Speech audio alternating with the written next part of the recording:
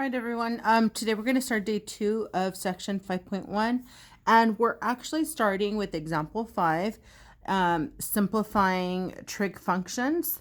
So the first example is very similar to what you did in example 2, where you had to simplify. So it'll sort of look familiar.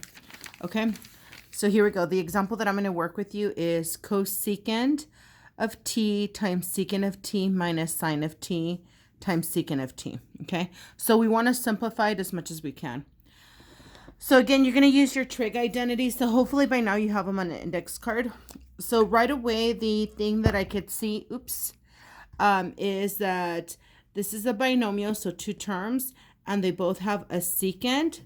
So I can factor out secant of t, okay?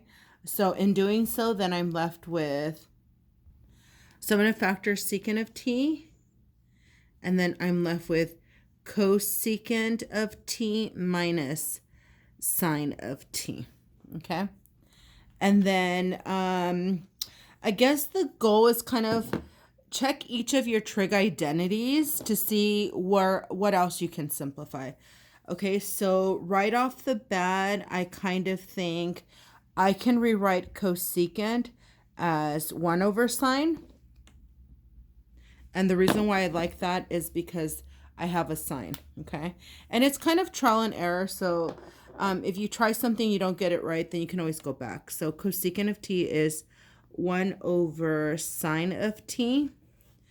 And then I also think secant of t, I can write it as 1 over cosine of t. Okay. So 1 over cosine of t.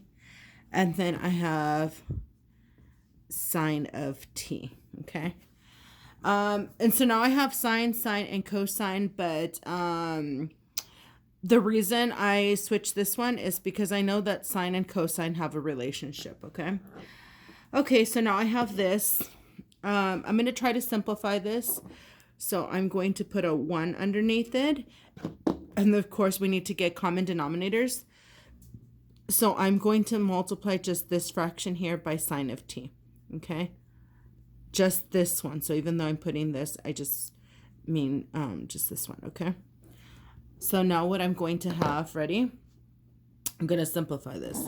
So now I'm going to have 1 minus sine of t times sine of t is going to be sine squared of t. And of course, now we have common denominator, so I could just write it over sine of t, okay? And then over here I have 1 over cosine of t.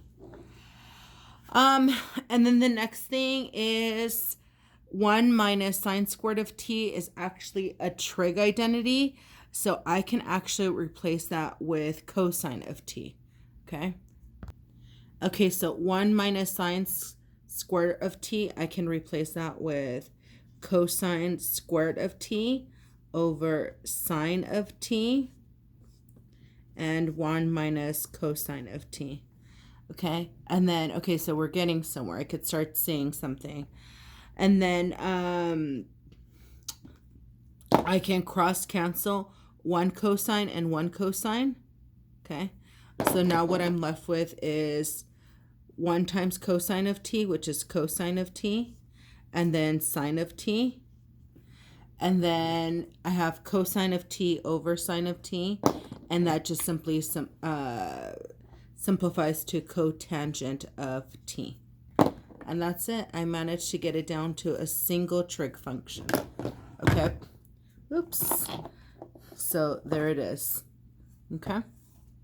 And I simplified it to that. Okay. All right. So hopefully you were able to follow me. I'm going to do one more because I think it might not be enough for you. Okay, for the next one that I decided to do a homework problem, and this is number 55. So the directions pretty much say perform the multiplication and use the fundamental identities to simplify. So I'm still simplifying. They just want us to use multiplication, okay? So here we go. So right off the bat, I have a binomial and they want me to square it. So the first thing I think of is to expand. So sine of x plus cosine of x times sine of x plus cosine of x, okay? And now that I have this, I'm going to go ahead and apply FOIL. So first, outer, inner, last, and just distribute, okay? So again, this would be sine squared of x plus cosine times sine is sine of x times cosine of x. Now, it doesn't matter what order because you're multiplying, okay? So if you wrote cosine of x times sine of x, that would have been fine, okay? So first, outer, and then inner. See how the inner is going to give me the same thing? So I'm just going to go ahead and put 2. And then last, cosine squared of x, okay? All right, and then next thing I know to simplify this is sine squared of x and cosine squared of x. That's an identity. So this would give me 1.